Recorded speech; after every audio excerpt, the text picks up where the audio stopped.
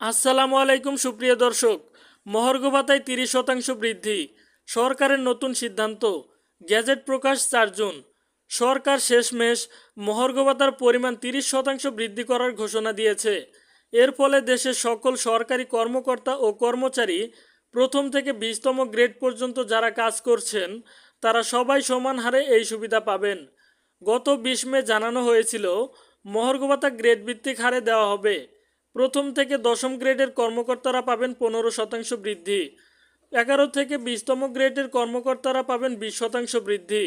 প্রাথমিক ধারণা ছিল জুলাই থেকে এই হার কার্যকর হবে। আগের পরিকল্পনা বাতিল করে সরকার মহার্ঘ ভাতার হার একক ধরে 30% বৃদ্ধি করেছে। গ্রেডের ভেদাভেদ নেই, সবাই পাবেন সমান পরিমাণ বৃদ্ধি। এই নতুন সিদ্ধান্তের গেজেট 4 জুন প্রকাশিত হবে। গেজেট প্রকাশের পর থেকে নতুন ভাতা কার্যকর ধরা হবে এবং জুন মাসের বেতনে যুক্ত হবে। সরকারি কর্মচারীরা দীর্ঘদিন ধরেই মহার্ঘ ভাতা বৃদ্ধির দাবি জানিয়ে আসছিলেন।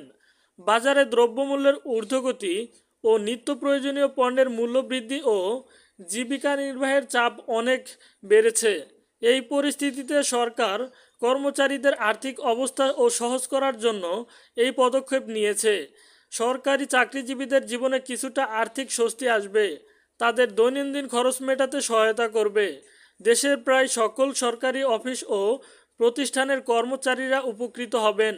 এই সিদ্ধান্ত সরকারি চাকরিজীবীদের প্রতি সরকারের আন্তরিকতা ও দায়িত্ববোধের পরিচায়ক।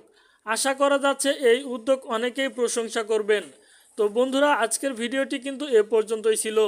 তো মহার্ঘ ভাতায় কিন্তু আসলেই 30% বৃদ্ধি করার সিদ্ধান্ত নিয়েছে অন্তর্বর্তীকালীন সরকার। তো ভিডিওটি কেমন লাগলো, এরকম ভিডিও পেতে আমাদের চ্যানেলটি অবশ্যই সাবস্ক্রাইব করে রাখবেন, কারণ আমরা আমাদের এই চ্যানেলে মহার্ঘ ভাতা সহ বিভিন্ন সরকারি চাকরির আপডেট এবং পে স্কেল সহ বিভিন্ন নানা ধরনের গ্যাজেট সবার আগে প্রকাশ করে থাকি। তাই আমাদের চ্যানেলটি এখনই সাবস্ক্রাইব করে রাখুন। ভালো থাকেন, সুস্থ থাকেন।